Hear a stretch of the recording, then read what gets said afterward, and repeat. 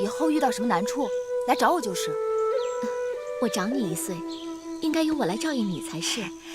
彼此照应，不在于年长年幼。我自小孤独一人，能够遇到你，真是我最大的幸运。遇上你才是我的幸运。我日日被关在这儿，要没有你跟我说话，我都快闷死了。殷公主，前面就是月华台了。那个芈月被关在月华台这么多日子，定是度日如年。一想到这个，我心里就好痛快。其实月公主也没有多大的过错，魏后是拿淑公主无法子，拿月公主出气罢了。你懂什么？那芈月是我天生的仇人，魏后在气头上责罚了她，她定会将这笔账记到我头上。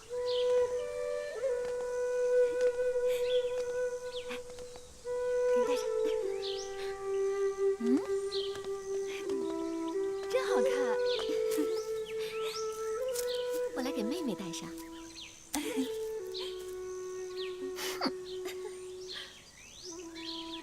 真好看。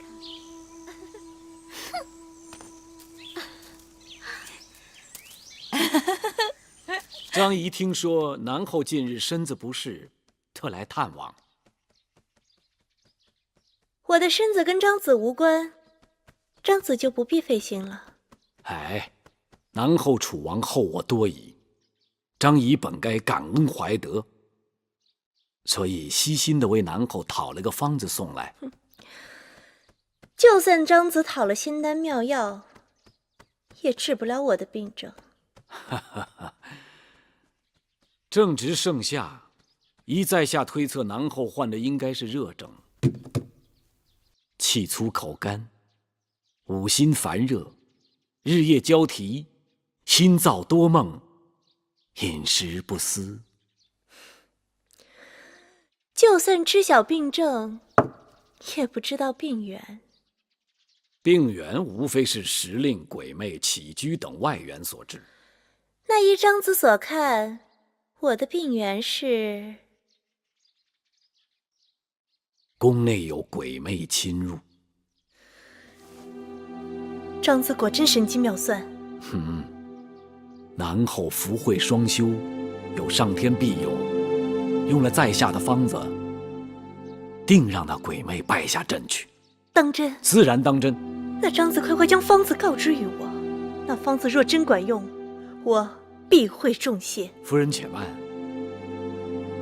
用我这方子，还需先备下一个药引子。药引子？那东西在何处？就在宫中。我这药方子管不管用，全要看南后那药引子用的是否恰当。快说，那药引子究竟为何物？那药引子就是咱们的大王。芈因拜见母后。因儿来了。母后慈悲，将芈月禁闭在月华台，潜心思过，谁料她竟擅自攀窗而出，悬壁而入，四处游荡，视母后的旨意为儿戏。竟有此事？芈月目无尊长，野蛮成性，我未及时早早对她小惩大戒，以至于她养庸遗患。既然芈月不守礼法，屡屡违逆母后，母后应对她加倍惩戒才是。因儿说的有道理。戴帽，你带人去月华台，用链子把那芈月给我锁起来，我看她还如何攀窗悬壁。是。魁姑姑，我怎么也打听不出来月儿被关在哪里了。奴婢本想找淑公主寻个办法，她和月儿最好，又和微后身边的人走得近。但如今淑公主被禁足在高堂台，连绿萝也被打死了。我要去面见微后。微后视月儿为眼中钉，公子千万当心，不要引火烧身。眼下月儿比什么都重要，子歇顾不了那么多了。子歇告辞。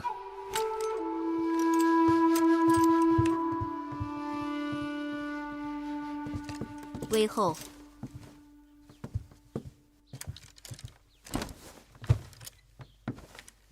微后，月公主年少无知，冲撞了微后，现已知错，望威后开恩，放了月公主吧。芈月若是宫外一野女子，倒也罢了。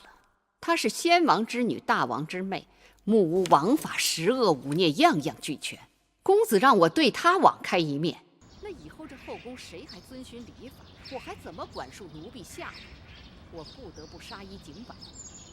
公子是知书达理之人，该知轻重取舍。月公主虽然莽撞顽皮，但她心地是纯良的。威后不该将月公主视为豺狼虎豹，除之而后快。我想说，芈月罪有多大，她就有多大。这后宫之事与你有何干系？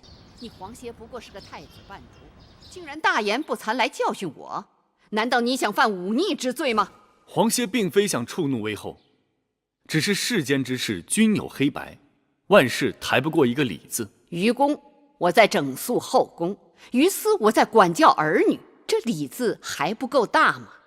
皇公子若是聪明人，就不要搅这潭浑水，自讨苦吃。我是看在婴儿的面子才跟你理论，否则早就把你撵出去了。威后恐怕有所不知，我心里只有芈月，只要她还活着，别人就休想。殷公主，怎么站在这儿不进去啊？威后那里好像不大方便。你这是去哪儿啊？我去膳房取威后的莲子粥。等等，我跟你一起去。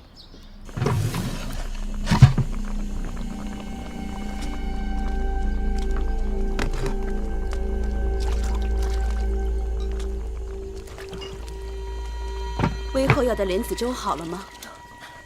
殷公主，莲子粥马上就好了。没关系，多熬会儿。上回你们送过去的莲子粥火候不够，还有那莲心也没有剔干净。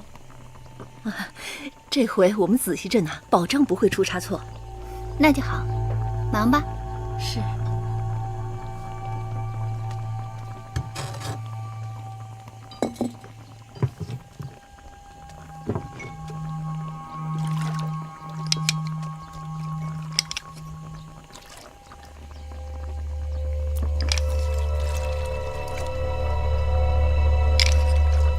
这月华台在宫外，这么远的路程，饭菜也要膳房里日日送吗？回殷公主的话，这月华台已经荒了多年了，膳房早就没有了。虽说现在有一个人住着，但这膳房厨子一时半会儿也备不齐全，所以这每日的茶饭汤水都是我们这里做好了送过去的。这说远呢也不远，反正就一个人的饭食，就劳烦侍女们每日多跑2趟。原来是这样啊！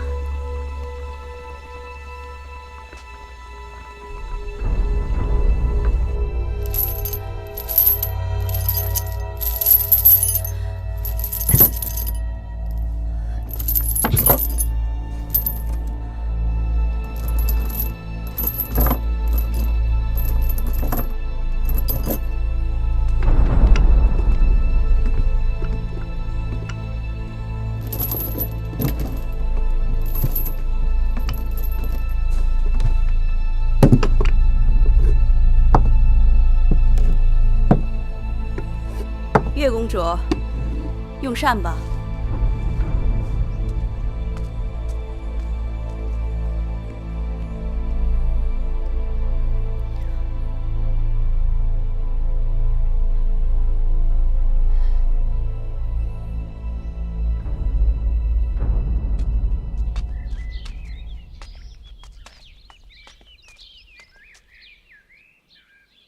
月妹妹，月妹妹，月妹妹，你在吗？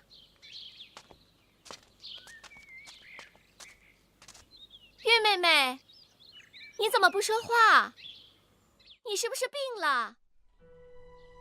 月妹妹，月妹妹，夫人，我们回去吧。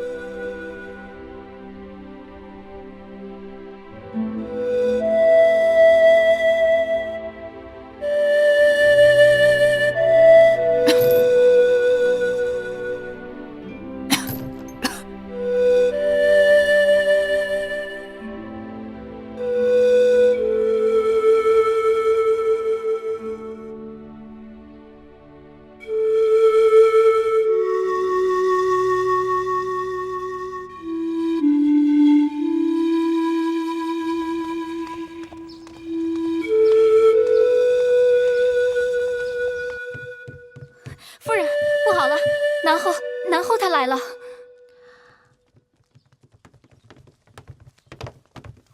郑袖，拜见魏美人。拜见魏美人。你们这是干什么？南后，快请起。快，把东西都拿进来。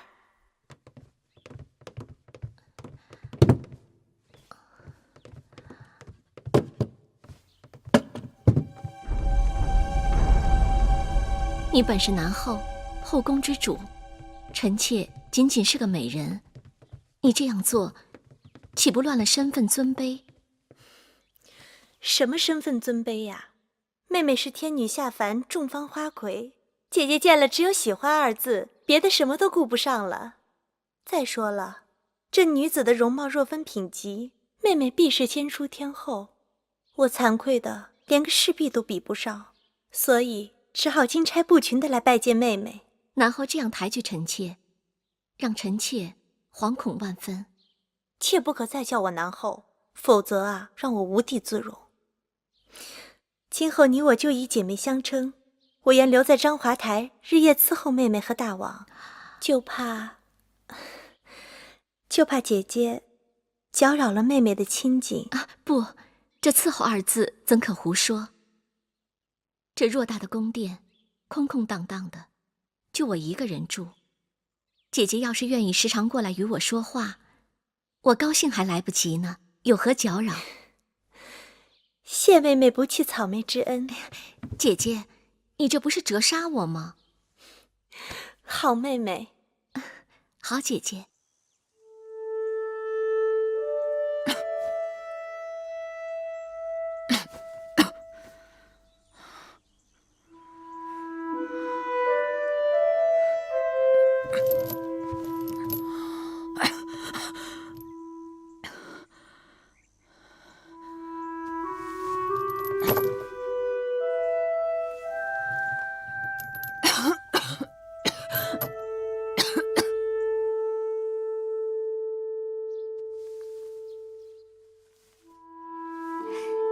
莲儿见识短，从没有见过这么标致的长发。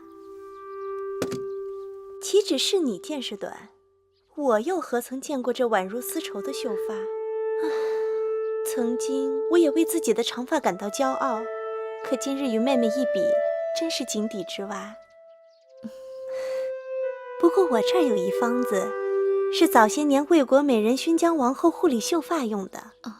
此方先要采摘金鳞草、白芷、山泻、宫颠香、辛夷晒干，再加大黄、粉丹皮、细辛细细研磨成粉，加少许麻油拌匀后晒干制成。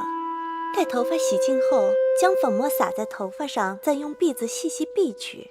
用此方后，不但可使头发香气袭人，还能长久保持柔软光泽、细腻如丝。妹妹，你不妨试试。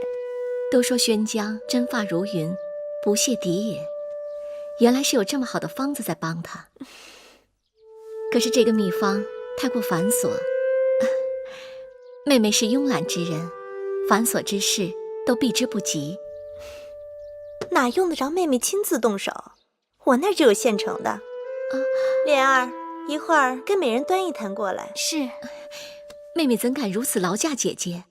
你我姐妹相称，还分什么彼此呀？那谢谢姐姐。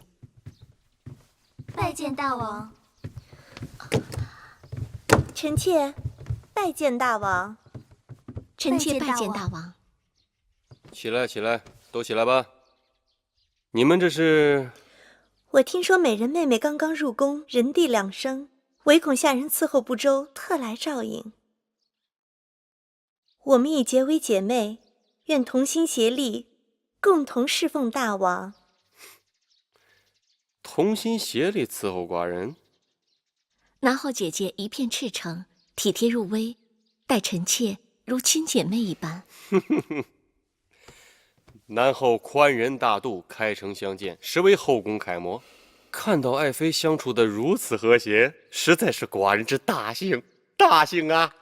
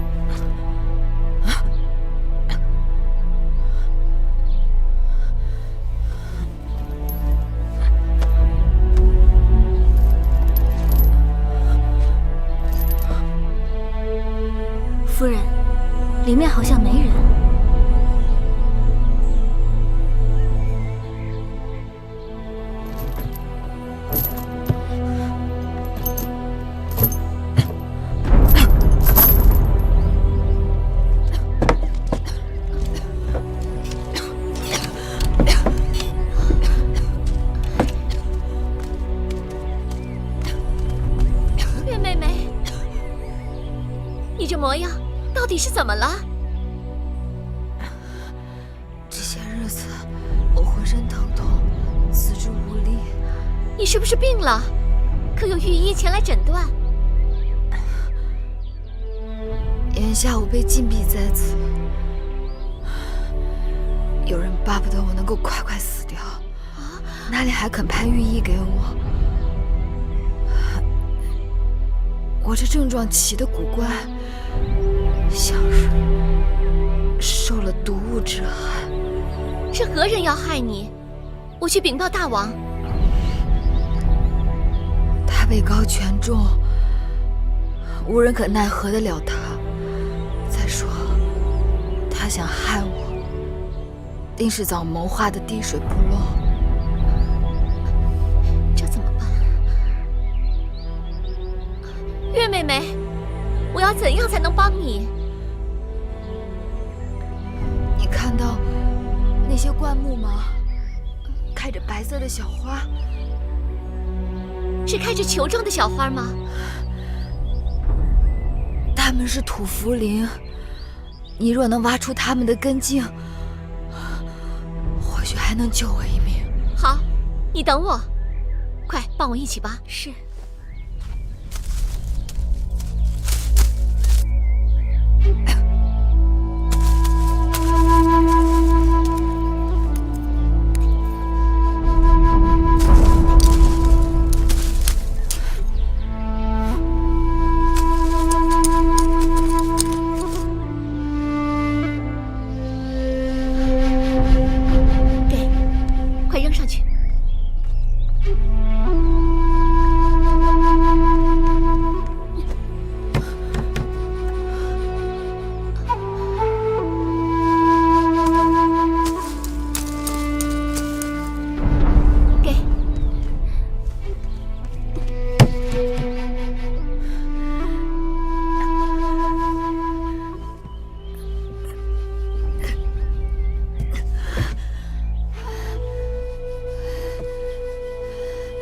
谢谢。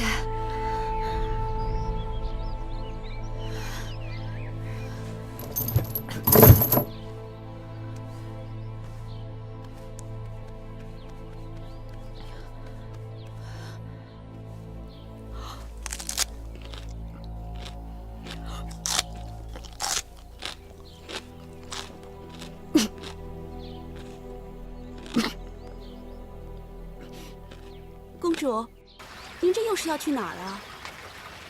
随便走走。魏后刚刚解了公主的禁足，公主马上就在高堂台待不住了。前日去了云梦台，昨日又去了荣华台，这2日已经把宫里大大小小的宫殿都转遍了。公主，你到底在找什么？实话告诉你们吧，我在找芈月妹妹。你们知道她被关在哪儿了吗？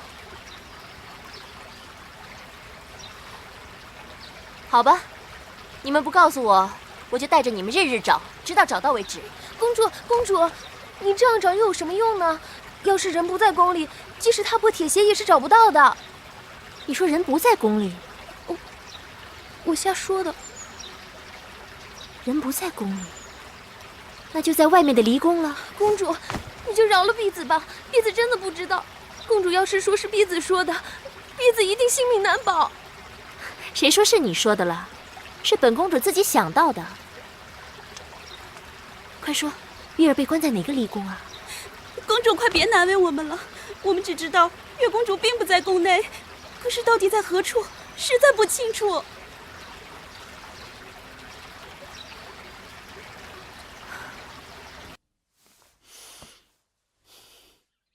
婴儿就是懂事，难为你知道我睡不安稳，送来这香枕。母后的安康，婴儿心之所系。听说9节菖蒲，化湿开胃，醒神益智；合欢花安五脏，悦颜色；菊花散风清热，平肝明目。它们都有安神、促睡眠之功效。婴儿这些天特地采集了上好的菖蒲、合欢和菊花，做成了这个香枕，望母后舒心气、畅心神、怡心情、益寿延年。瞧瞧，婴儿比嫡亲的女儿还懂得孝敬我。母后待婴儿恩重秋山。玳瑁，把这香枕给我收好，今晚我就用。是。那日幸亏你告诉我，才及时阻止舒儿误入歧途，我该给你赏赐。舒妹妹是母后的心头肉，因而只做了该做的事情。母后明察善断，蛊惑舒妹妹的芈月才是此事的罪魁祸首，绝不能轻易放过她。老天有眼，这2日侍女禀报说那芈月日渐憔悴，似乎得了重病。我传了旨，生死有命，就不用看了。别看她还有一口气，只怕此刻也生不如死。这的确是报应，她若真的死了，一了百了。因儿，我一直想为你成全一门好姻缘。楚国人才济济，论英俊善辩，当属唐乐；论风流潇洒，该是宋玉。你何苦一定要嫁给黄歇呢？因儿眼中只有黄歇，当世俊杰，无人能比得上他。可你应当知道，黄歇对芈月痴心不改。公子歇并非不知好歹之人，那芈月朝不保夕，再由母后出面替婴儿做主，到头来黄公子定能分辨其中的是非曲直，权衡轻重。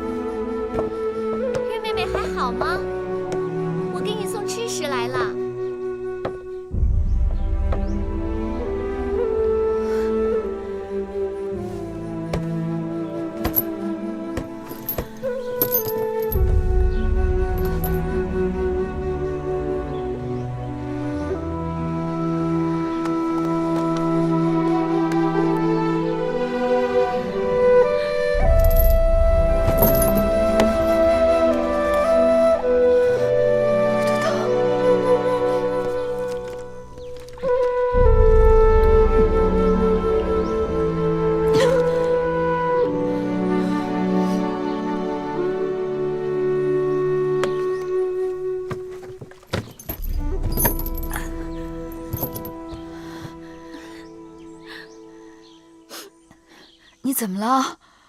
吓死我了！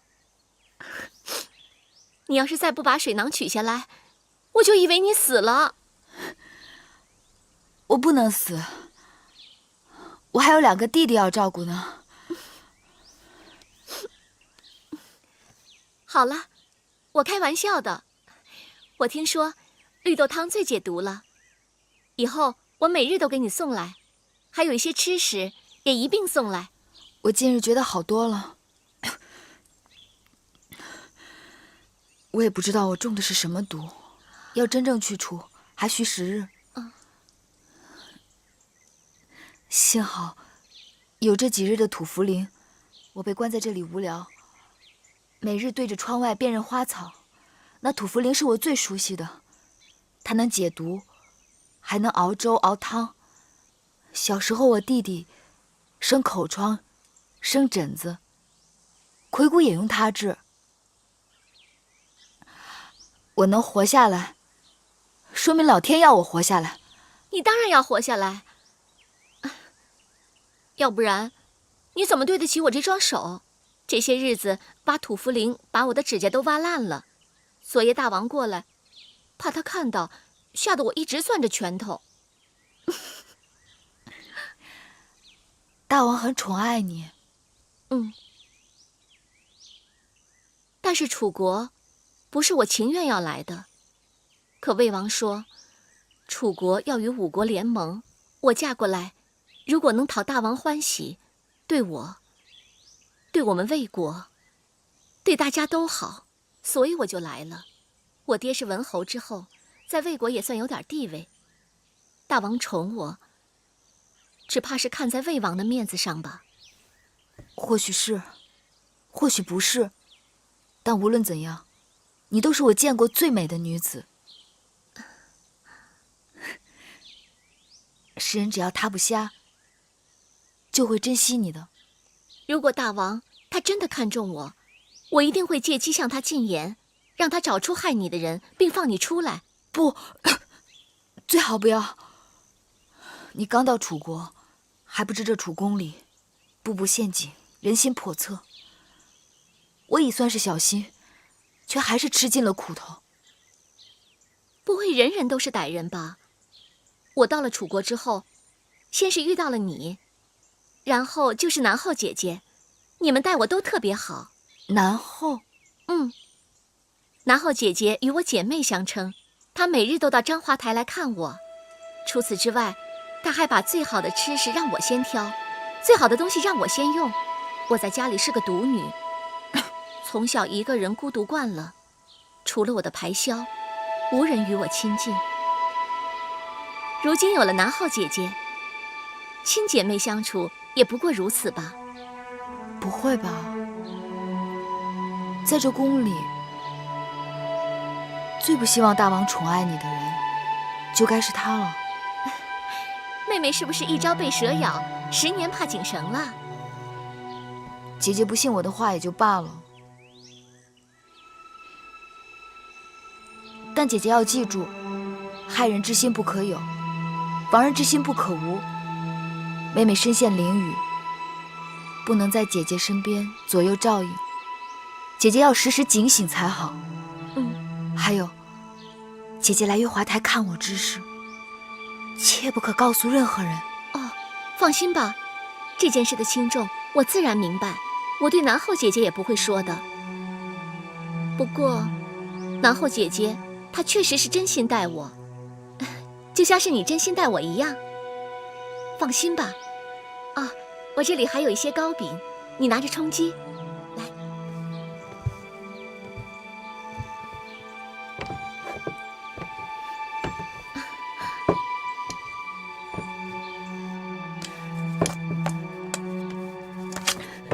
谢谢姐姐。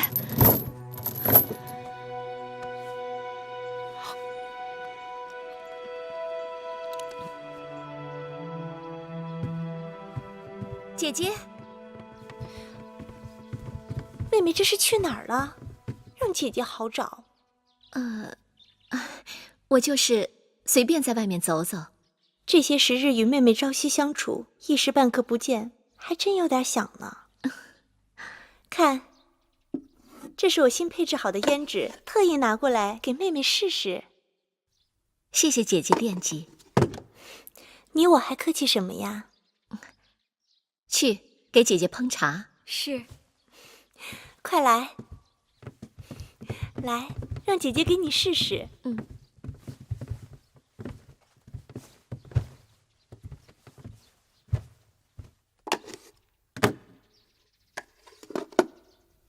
你看如何？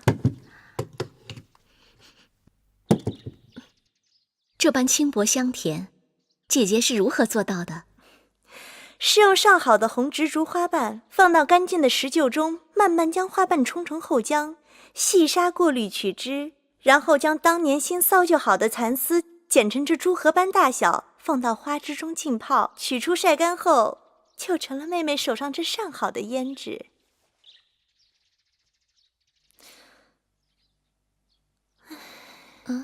怎么了？这胭脂再好，和妹妹的人面桃花相比，也黯然失色。看来妹妹的确用不着这些东西。姐姐竟会说笑。这么好的胭脂，姐姐要不想给，妹妹可要自己拿来用了。你看美人是不是真的有点儿？你看怎么了？你仔细看。哎呦，还真是啊！哎，你看。大胆，竟然敢在美人这放肆！南后美人恕罪。姐姐，下人们常有粗疏失礼的时候，不必和他们一般见识。若是在我那也罢，可偏偏在妹妹这儿。若不管教，岂不让外人说我放纵手下？莲儿，是，给我掌嘴！哎，姐姐且慢，何不听听他们如何为自己辩解？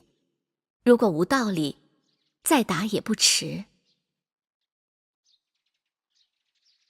既然美人给你们求情，我就给你们次机会，说，到底在嘀咕什么？婢子不敢乱说。说吧，说实话，我可以求南后不罚你们。后宫有传言，都说美人闭月羞花，千娇百媚，这是实情啊。可是就是有一处不好。何处不好？妹妹，别听他们嚼舌头，这宫里人向来善于极度挑拨。可是姐姐，妹妹还是想知道何处不好。美人的鼻子。住嘴！美人的鼻子，可是你们这些贱人可说的。给我狠狠打，好让他们知道做婢子的本分。给我接着打，打完了嘴，再罚跪2个时辰10板。大哥饶命！大哥饶命！我再也不敢乱说了。算了，姐姐，让他们下去吧。妹妹，你心肠太软了。妹妹答应过他们，若他们说实话的话，就不该罚他们。还不谢恩？谢美人宽宏大量。依着姐姐的脾气，非割了他们舌头不可。妹妹，这宫里人就好无事生非。前段日子有人嚼舌头，说赵姬虽然美貌，但声音难听。想当年，这赵姬也是大王的新家人，可生了孩子后嗓子变哑了，大王也变得对她若即若离的。他不知道从哪听到这消息，心里慌得很，日日找御医下方子治嗓子。哼，说是治嗓子，其实还不是想挽回大王的心思。妹妹身体受之于父母，相貌从小未受过任何人指摘。妹妹在家是父母的掌上明珠，在外又是王孙贵女，别人巴结你还来不及呢，哪能说你一点不好？如今到了大王的储宫，美女如林，谁也不比谁弱。除了像姐姐这样真心想结交你、处处袒护你的，哪有闭口藏舌的道理？你呀，别理他们便是。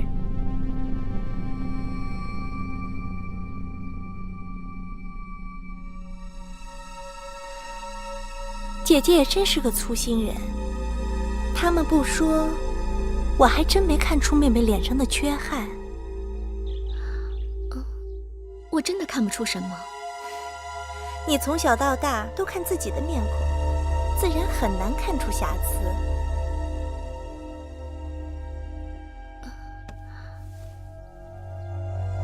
莲儿，你来看看。在莲儿看，夫人的确是花容月貌，只是这鼻子有一点点，好像是有一点点。有一点点什么？一点点歪歪。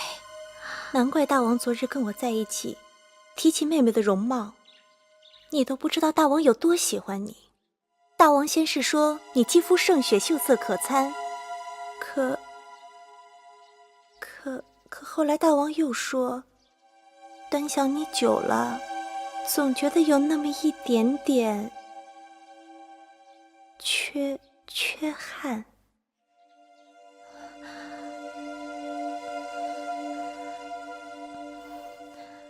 妹妹别担心，大王提起此事时，我马上打岔过去了。我说，大王，你太过于挑剔了，妹妹是丽质天成，白玉无瑕。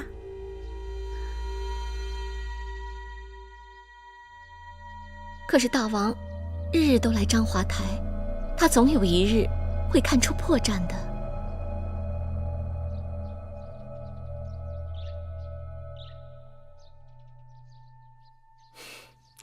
傻妹妹，这兵来将挡，水来土掩。妹妹请看，这样如何？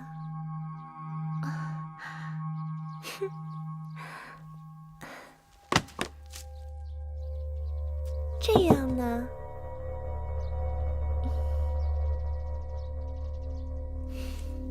或者是这样？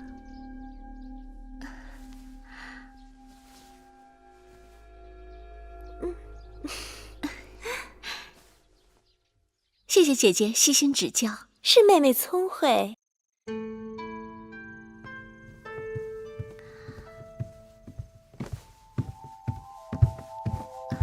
大王来了。爱妃不必多礼。爱妃啊，寡人想你。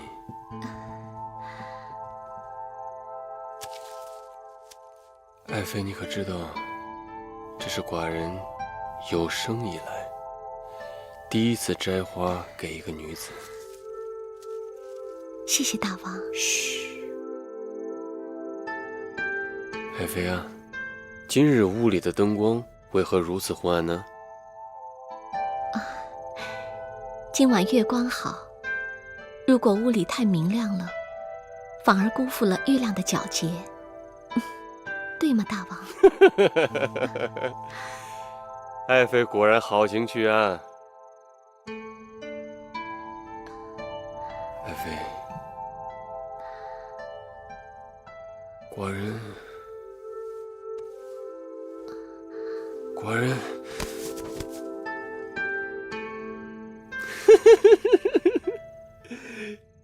今日这般凉爽，爱妃为何手持羽扇呢？因为臣妾喜欢妙目传情这4个字。好一个妙目传情！在寡人眼里，不光是妙目，你的一举一动，无不在传情。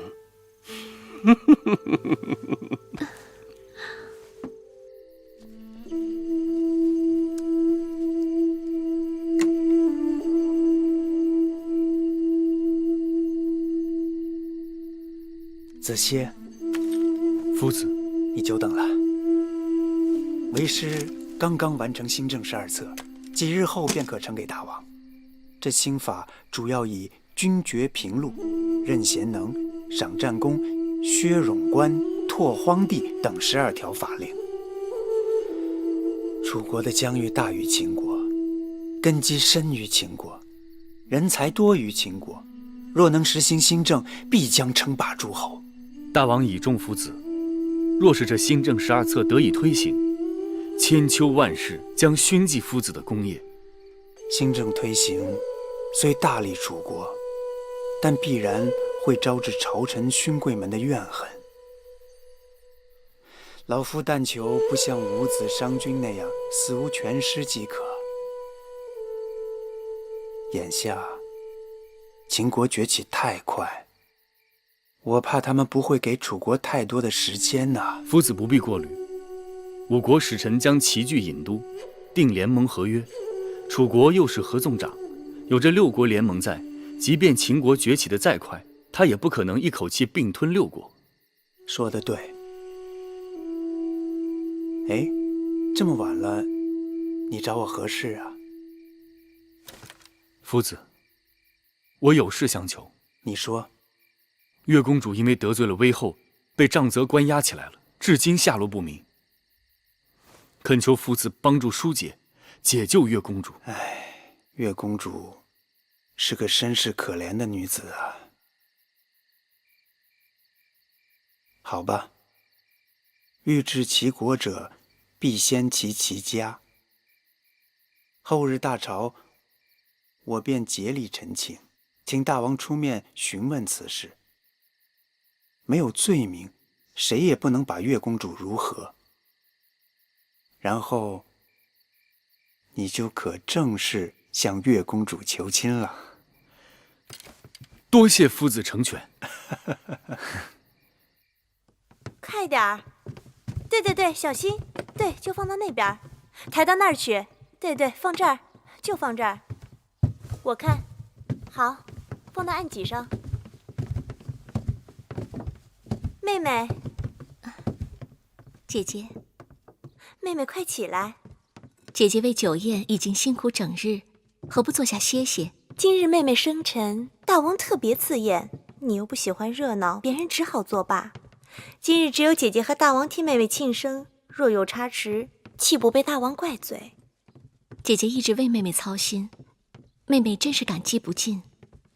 此生无以回报，只有来世为姐姐做牛做马了。妹妹再这么说，姐姐可真生气了。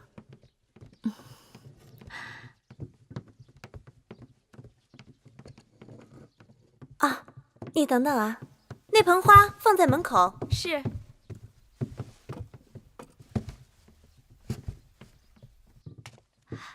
大王快到宫门口了。知道了。哼，妹妹，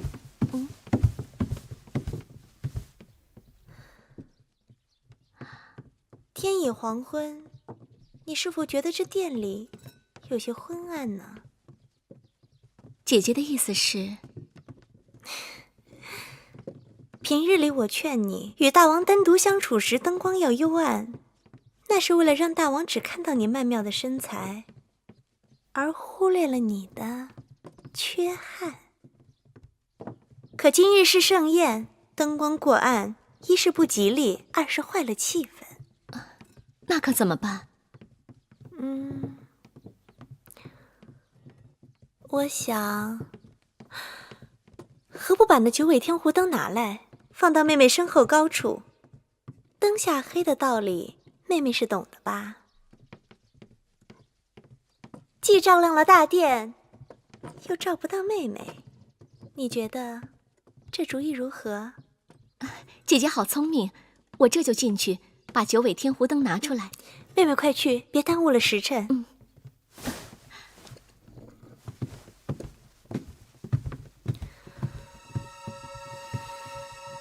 大王到！大王，爱妃请起，都起来吧。今日寿星何在啊？臣妾不好说。美人病了？美人妹妹没病，只是回去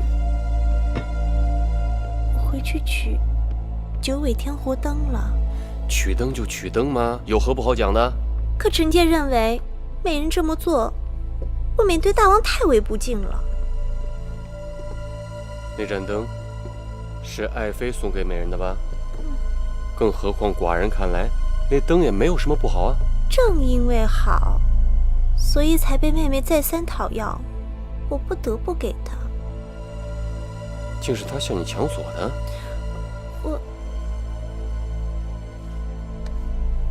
爱妃，你宽容大度，待人温柔敦厚。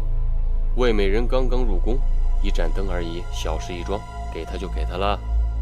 可她讨要的理由也太牵强了。什么理由？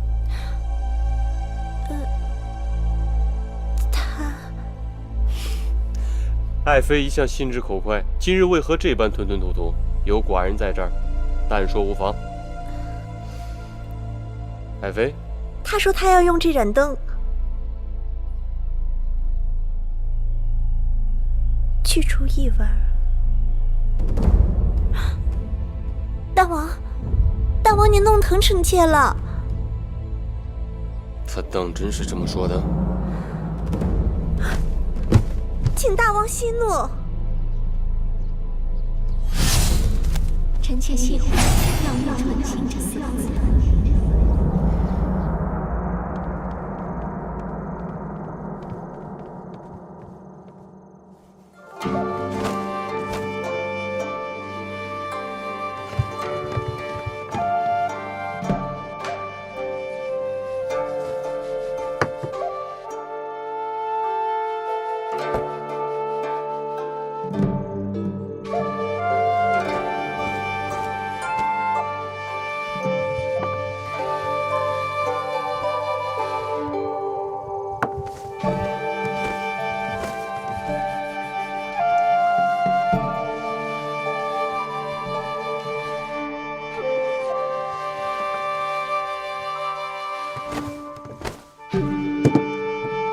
妃生辰，你看今日的歌舞如何？好极了。你为何总是遮着你的面孔？寡人听不清你在说什么。臣妾说，轻歌曼舞，婀娜多姿，真是好极了。今夜清冷，你那扇子该收了吧？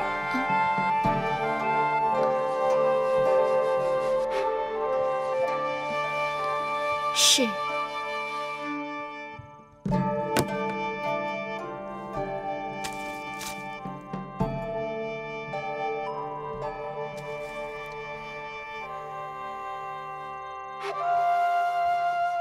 今日的菜肴不合爱妃的胃口？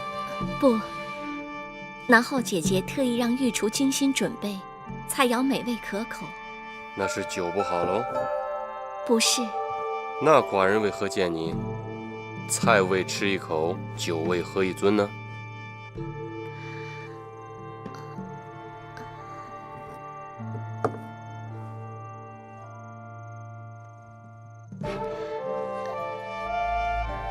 是不是因为这里有一股让你难以忍受的恶臭？大王说笑了。那你为何遮遮掩掩？大王，到这个时候，你还敢捂住你的鼻子？来人！大王，把这个矫情的贱人拉下去，割了他的娇贵的鼻子！大王，冤枉啊！大王，大王，大王冤枉啊！大王，冤枉啊！大王，大王。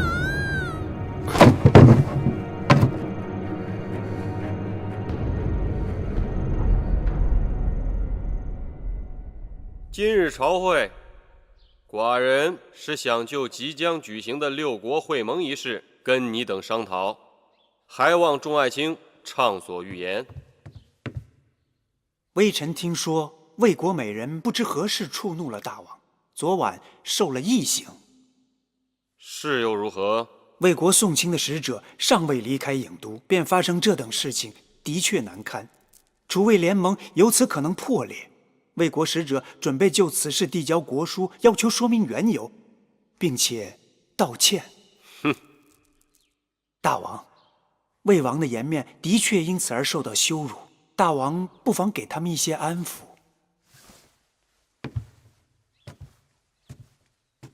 你竟然让大王向魏王赔礼告罪！臣以为屈作图打着合纵的幌子，让我大楚包羞忍辱，置大王的尊严于沟渠。一个美人只是割了鼻子，又不是掉了脑袋，道什么歉呢？大王，此事关系重大。够了！寡人对这个魏美人已经仁至义尽。再者说，这魏美人的事是寡人后宫的家事，与你何干啊？与你们何干？与魏国何干？与河东何干？退朝！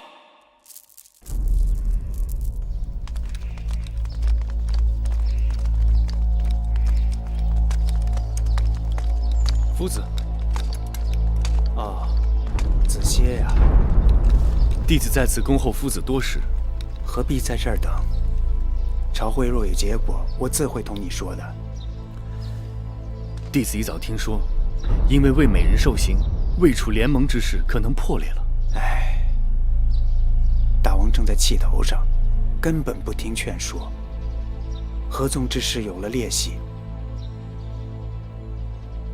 解救月公主之事，也只好先搁置些时日了。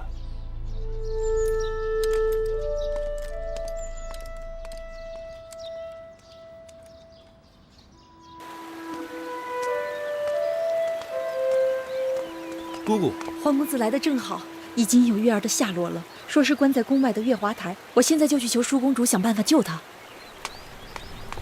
月华台。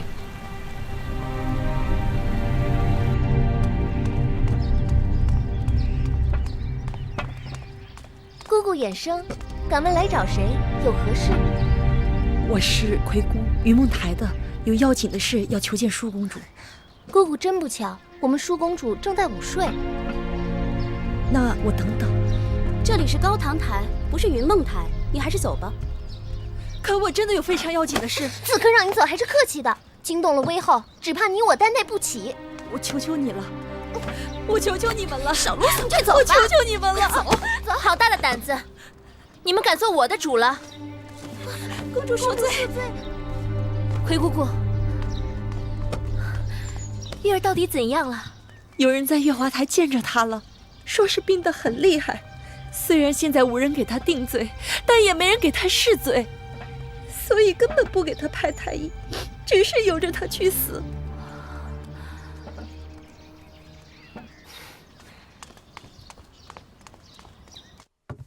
母后，舒儿来了，快坐下，我有话对你说。今日我让大祭司为你的婚事占了一卜，离下镇上迎虚之象，大祭司说是少见的姻缘奇卦，日后成亲，你和你的夫婿将成为人人羡慕的神仙眷侣。母后为舒儿的婚事如此操劳，舒儿心中不忍。当娘亲的命里注定是要为儿女操碎心的。母亲果真舍得舒儿远嫁？当然舍不得。10月怀胎，千辛万苦，看你长成亭亭玉立，我是又欢喜又担心。担心你找不到好的夫婿，误了终身，所以我千挑万选，选中了赵侯雍。他雄韬伟略，文武双全。等你以后有了自己的骨肉，你就会明白为娘的苦心了。所以做娘亲的对自己的儿女都是舐犊情深的，对吗？这是自然。舒儿有母后是舒儿的大幸，可是那些没有娘亲的女子岂不是特别的可怜？舒儿嫁人，日后有了儿女，舒儿在他们身边为他们遮风挡雨。可万一有一日舒儿不在了，儿女们无依无靠，只能任凭他人宰割欺凌。舒儿一想到如此情景，心中凄然。舒儿此言何意？母后，如今宫中上下人人皆知月妹妹在月华台病得很厉害，母后看在她娘亲早逝的份上，让太医去救救她吧。不许你再跟我提那忤逆不道的贱人。母后，月妹妹虽非母后亲生，可也是父王的亲骨肉啊。她是咎由自取。前阵子因为月妹妹顶撞了母后，所以把她关了起来。可如今舒儿这边早已风平浪静，月妹妹那儿却余波未了，仍被囚禁。如今月妹妹病了，也不给她看病，由着她去死。月妹妹与舒儿同父异母，别人知道了，只会说王兄母后欺负月妹妹孤苦伶仃。舒儿远嫁别国，君臣和百姓们更会因为大楚如此对待先王的亲生骨肉，更加藐视母后、王兄和舒儿。舒儿思前想后，母后就算与月妹妹有深仇大恨，也应该为了大楚的名声和舒儿的将来，救救月儿吧。不然怎样？不然舒儿万万不敢嫁人了，免得上天报应，将来儿女一生凄苦。舒妹妹，你说这话就差了。母后日日为你操心劳神，你怎忍心用自己的姻缘来要挟母后？那个芈月天生祸人败事，她若知晓孝顺二字，就该早早赴死，免得在世间祸害别人，更坏了你与母后的骨肉之情。你闭嘴！月妹妹落到如此地步，定是有你在作怪。你极恨她，时时在母后面前恶意挑唆。月妹妹要是有三长两短，你会遭报应的。敢问公子姓名？在下姓黄名歇，太子伴读。黄公子，你有何事？敢问月公主是不是关押在里面？不错，我等奉威后之命看管此处。让我进去。进宫之地，公子不可无礼。快要走开！走，去叫人。走。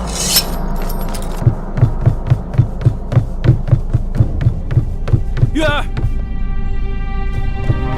月儿，月儿，月儿，子歇，你怎么了？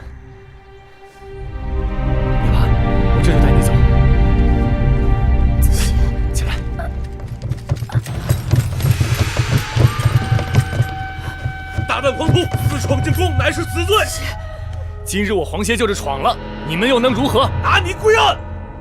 月儿，你先躺下。子歇，子歇，那得先问问我的剑。上！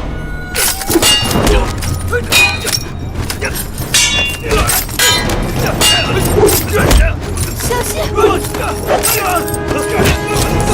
歇！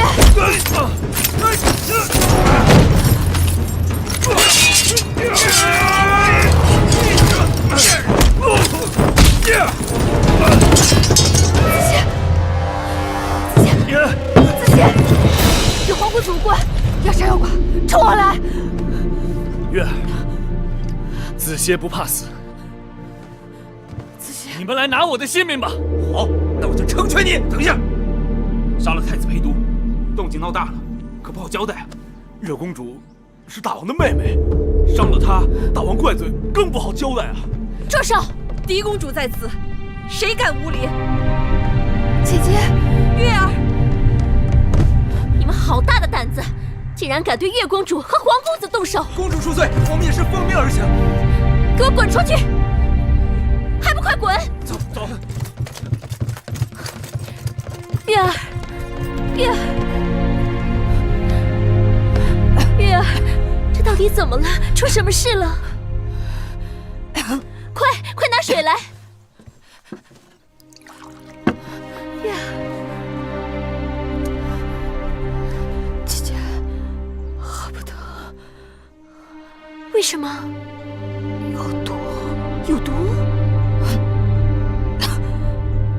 快去叫女医！快去！这水里有毒！月儿，你们还不快去！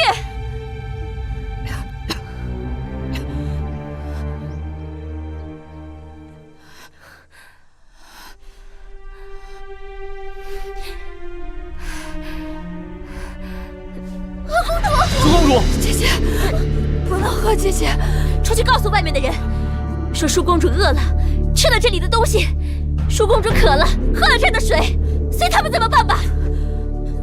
快走！月儿，好苦呢。月儿，月儿，月儿，魏后不好了！出了什么事？大惊小怪的。皇公子黄歇私自闯入了月华台，简直无法无天！让侍卫把他拿下。魏后，舒公主也去了，还吃了芈月那边有毒的糕点，喝了有毒的茶水。哪儿来的毒？据说那月公主的病就是与宫里送过去的吃食有关。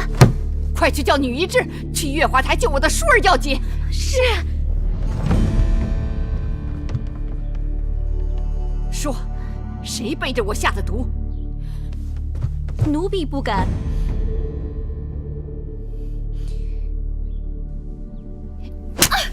你鬼迷心窍了！母后，婴儿只是恨那芈月，除了忤逆您，还狐媚皇公子，教坏了舒妹妹。如果她不在了，不是给您去了块心病吗？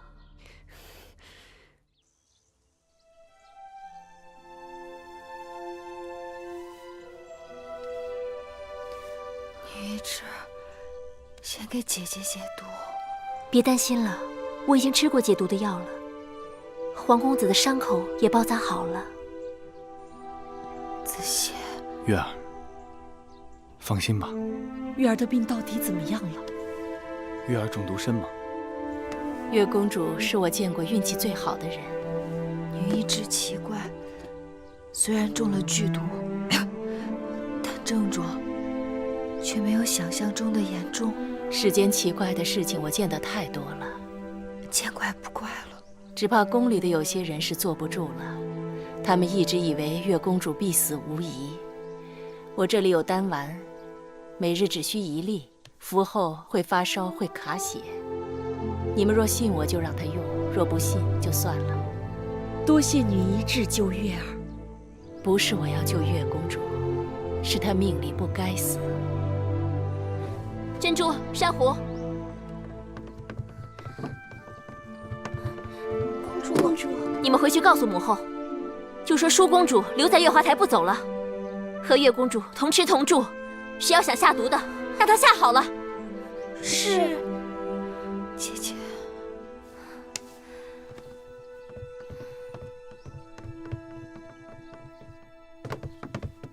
微后，拜见微后。舒儿的病情如何？中毒不深，并无大碍，只需好好调养几日便可痊愈。我要你守在舒公主身边，确保我舒儿无恙。是。那个芈月怎么样了？依奴婢看，她的病是因淤毒入络，邪犯上焦，邪热破血妄行，病入膏肓。这么说，她是没救了。命是上天给的，上天要带她走，无人可阻挡；上天要留她在，无人可送走。这次她中毒，我想知道她是留还是走。那要看少司命的意思。你下去吧。是。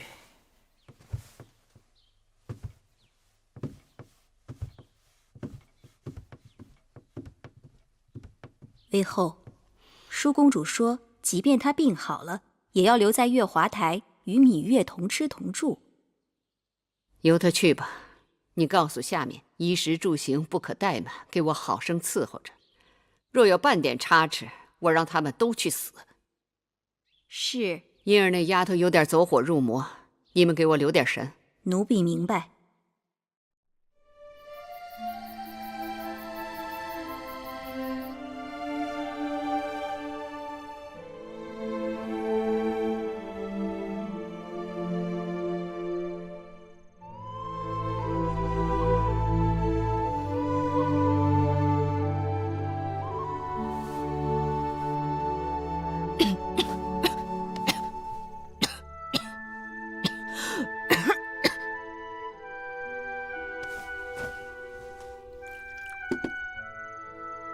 咳嗽了，来，先来喝点水吧。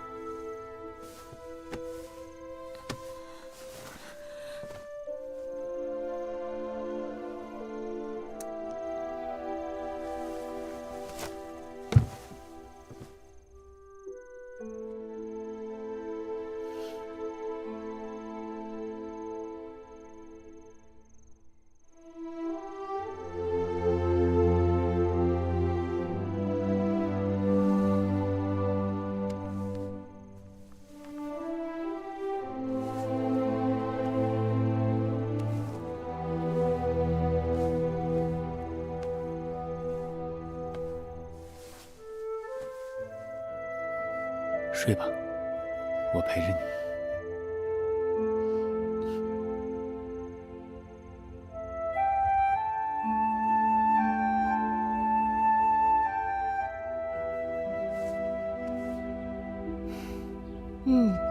气色好多了。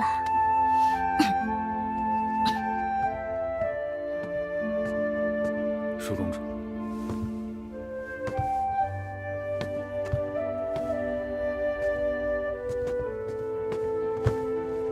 月儿，这是刚熬好的粥，喝一点吧。我来喂你吧。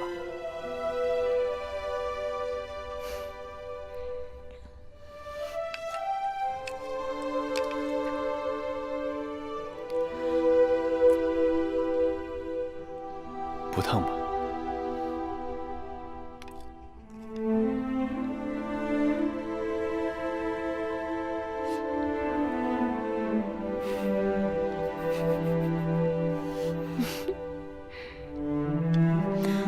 还是我自己来吧。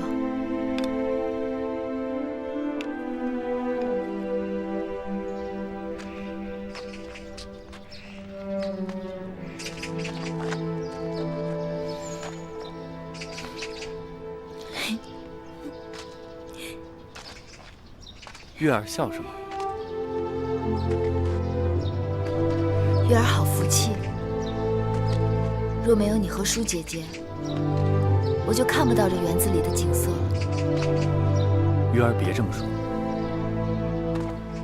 只要黄歇在，月儿永远有好山好水可以看。月儿的命是子歇给的。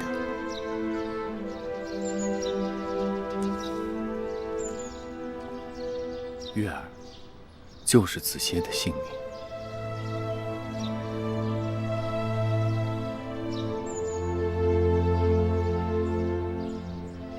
你为何要对我这样好？因为月儿值得我对你这样好。我要还你，不用还，还你，用一辈子还你。一辈子太少。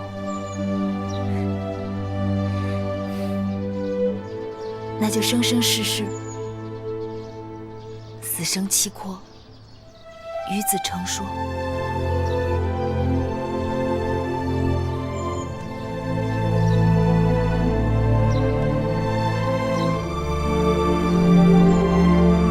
执子之手，与子偕老。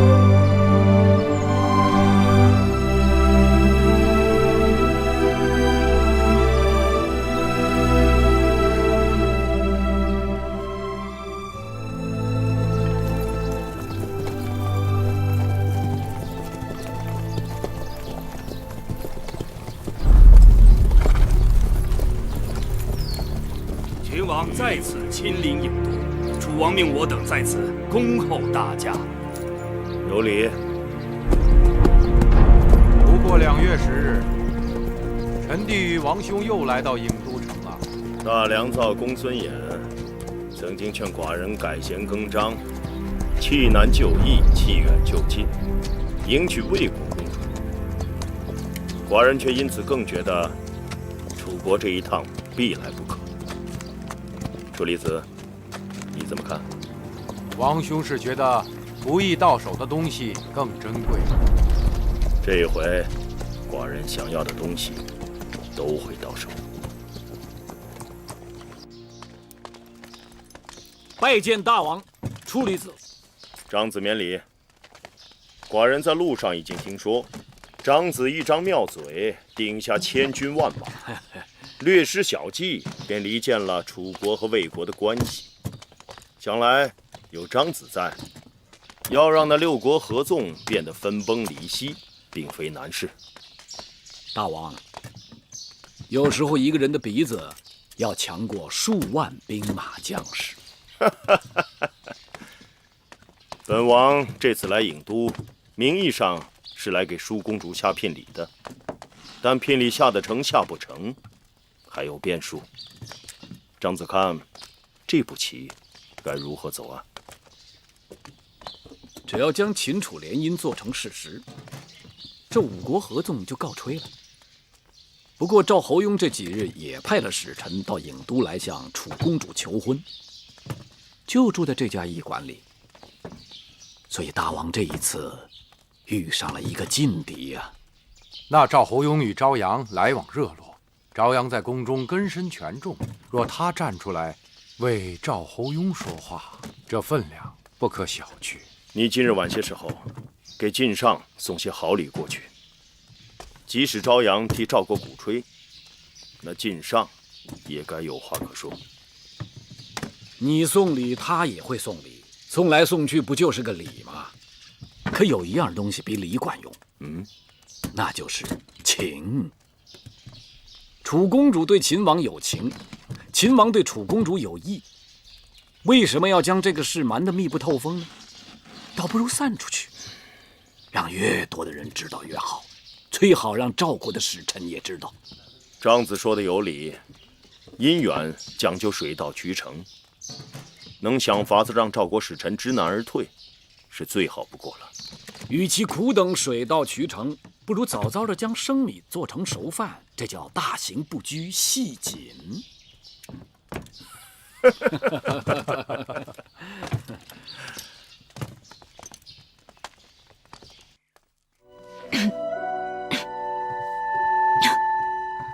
妹妹，姐姐，你也是太不听话了，身子这么虚，动不动都咳出血来，怎么还做针线呀？我今日觉得精神好多了，想做个香囊给子谢。往后的日子还长着呢，不在这1日2日的。我能活到今日，全靠姐姐舍命相救。这次若没有你，净说傻话。上次我被蛇咬，妹妹不也是舍命相救吗？在我心里，我觉得我永远都是欠姐姐的。那你以后啊，就慢慢还吧。其实现在想起来，你和那个黄公子还真是天造地设的一对儿。妹妹福泽深厚，才能找到像黄公子那样万里挑一的好男人。姐姐别急，姐姐是月儿命中的贵人，月儿为了答谢贵人，定会想法子尽力成全姐姐的姻缘。数你嘴甜。好在你我都各有心上人，不然姐姐定是抢不过你的。姐姐放心，只要是姐姐的心上人，我定不会与你抢。魏美人一事已经危及到楚魏两国的关系。魏国使者离开郢都之时提出，若大王再不向魏国致歉，那会盟之事就提也不要再提了。微臣以为，合纵乃眼下重中之重，会盟尚未开始就面临分裂，绝非吉兆。动辄便用合纵吓人，合纵原本只是屈左图的一厢情愿，真正做起来困难重重。大王应该已经知道，2日前秦王嬴驷带着丰厚的聘礼又来到了郢都。论诚意，那5国都是口是心非，远不如秦国真心。大王，齐国一向野心勃勃，赵国、魏国更是心怀叵测。他们推举我们楚国为合纵长，无非是因为秦国崛起，令他们心生惧意。他们推举我们楚国挑头，与秦国相斗，两败俱伤。 5国表面上热热闹闹，鼓噪在郢都会盟，背地里却各打各自的算盘，早就同床异梦了。晋上，此话怎讲？大王，臣接到密报，韩王1月前派人到咸阳，与秦王嬴驷密谈。他们具体说了些什么，恐怕除了他们自己，无人知晓。但若对楚国有利，他们绝对不会这样偷偷摸摸。 晋上大夫真是耳目灵光啊！老夫不明白的是，你只是楚国的一个上大夫，为何竟能掌握如此之多的秘闻消息？老令爷，大王，合纵之事能否成功，不在魏韩这些随风而倒的诸国，而在赵侯雍、齐王这些强悍国君。赵侯雍乃诸侯中龙汉凤雏。 他派使者来郢都，求许芈叔公主，此事若成，可谓珠联璧合，合纵会盟之事易如反掌。此事容寡人再好好想想。